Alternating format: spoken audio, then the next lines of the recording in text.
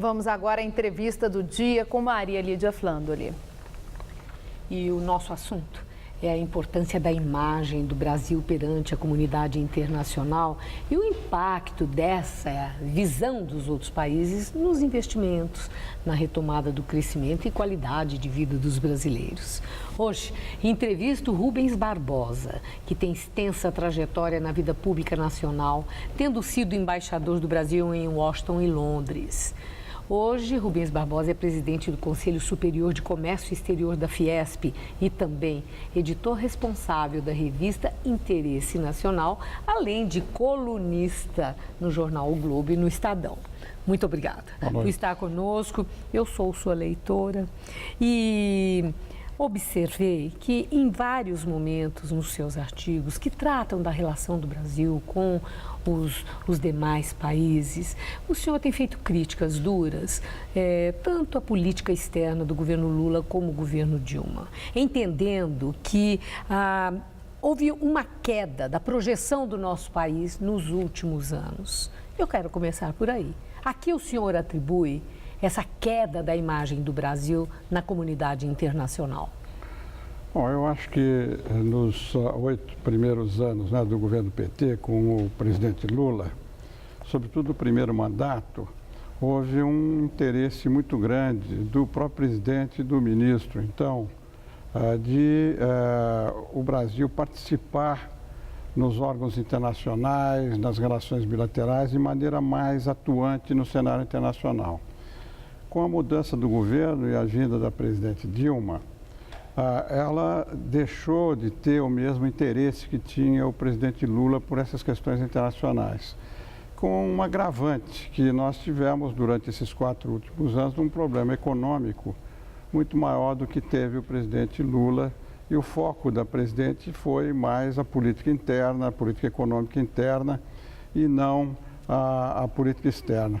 Além disso, eu acho que também causou essa retração, esse sumiço do Brasil do cenário internacional, um certo peso da influência partidária na política externa, que, de certa maneira, por uma série de razões, isolou o Brasil das negociações comerciais internacionais e deixou de dar uma voz mais importante para o Brasil nos fóruns internacionais, na questão de democracia, direitos humanos, enfim, um conjunto de razões que fizeram com que o Itamaraty ficasse enfraquecido e a política externa perdesse seu peso dentro da política interna. Quando o senhor fala assim dessa questão partidária, o senhor está dizendo que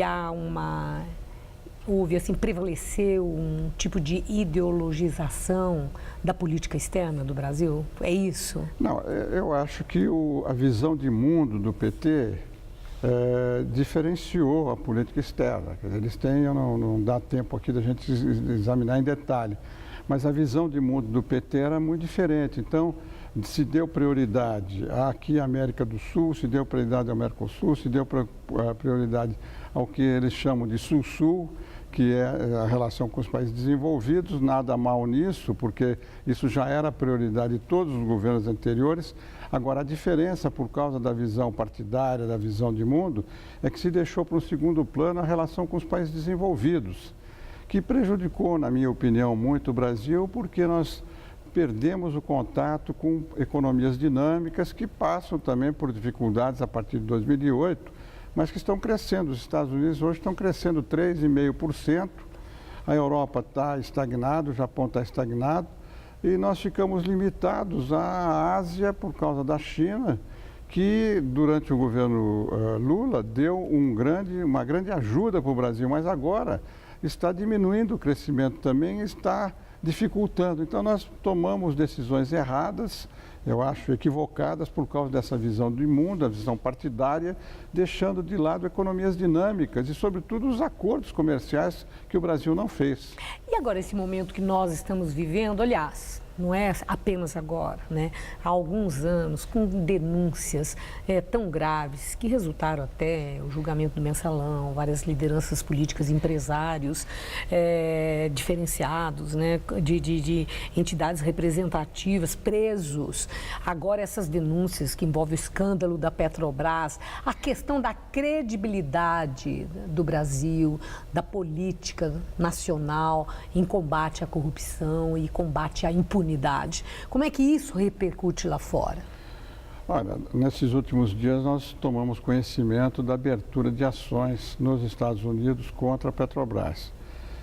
Isso é uma situação muito grave, porque se nós não tomarmos medidas internas para punir os responsáveis, se a gente não atentar para a gravidade dessa situação, porque nós hoje tivemos notícias de uma parte dessas denúncias todas do começo da apuração. E como foi dito pelos promotores e pelo próprio Procurador-Geral da República, esse é o começo. E nós vimos hoje, são bilhões e bilhões de reais só nesse aspecto. Então, aí eu acho que a questão principal em termos de imagem externa é como o governo brasileiro vai reagir. O governo brasileiro no sentido amplo, não só o executivo, mas o judiciário e o legislativo. Porque a Transparência Internacional faz todo ano uma classificação dos países em termos de corrupção. O Brasil está em 44º lugar.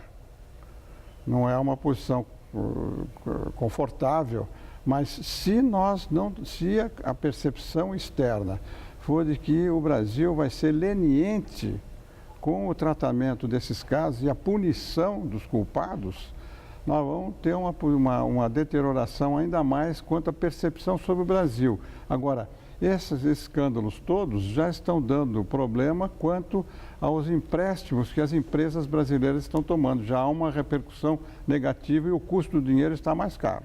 E, para encerrar, eu tenho uma última questão, que é o assunto do momento. Houve a divulgação do relatório do trabalho da Comissão Nacional da Verdade e aquele pedido para responsabilização criminal dos agentes públicos envolvidos naquelas denúncias, né, de tortura, de morte, o desaparecimento de tanta gente.